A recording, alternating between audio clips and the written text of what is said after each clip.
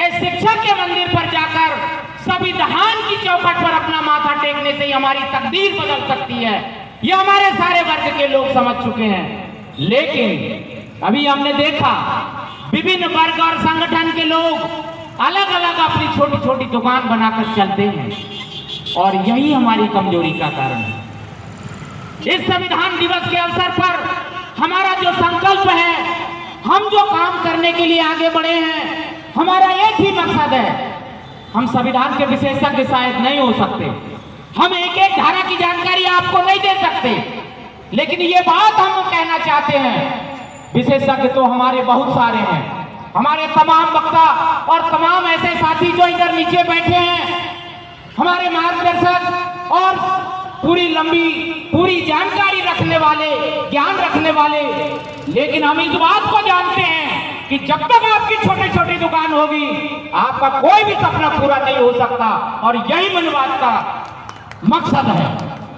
और आपको लगता है हम मनवाद को खत्म करने जा रहे हैं, लेकिन आप समझ लीजिए हम मनवाद को मजबूत कर रहे हैं। जब तक हम एक नहीं हो सकते, हम इस संविधान को लागू करने के लिए, जमीन तक पहुंचाने के लिए एक दूसरे का कांधे से कांधा मिलाकर चलने का मानना नहीं रखते, तब तक आपका यह सपना पूरा नहीं होगा। और आप जो वादा करते हैं, आप जो दावा करते हैं, ये कोरी आपकी कल्पना है।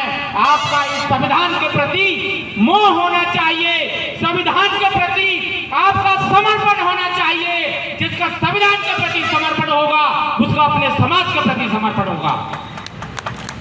और जिसका अपने समाज के प्रति समर्पण नहीं है, वो केवल अपनी दुकान को दिखाना चाहता है, उसका बैनर दिखाना चाहता है, उसकी फोटो दिखाना चाहता है, उसका चेहरा दिखाना चाहता है, लेकिन उस मकसद को प्राप्त करने के लिए अपनी ऊर्जा नहीं लगाना चाहता।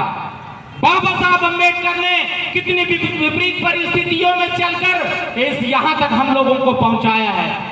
बाबा साहब अम्बेडकर जिनके चार बच्चे जिनकी मृत्यु हो गई, उनकी सैया को छोड़कर इस देश के लाखों करोड़ों बच्चों के लिए उन्होंने अपने परिवार को नहीं देखा, परिवार के हित को नहीं देखा, लेकिन इस पूरे देश को आज जिस संविधान पर हमारे प्रधानमंत्री जी माननीय नरेंद्र मोदी जी भी माथा टिकाते हैं, और जब उन्होंने संसद में पहली बार प्रवेश किया तो पूरी तरह से दंडवत होकर के प्रणाम करके संविधान में प्रवेश किया।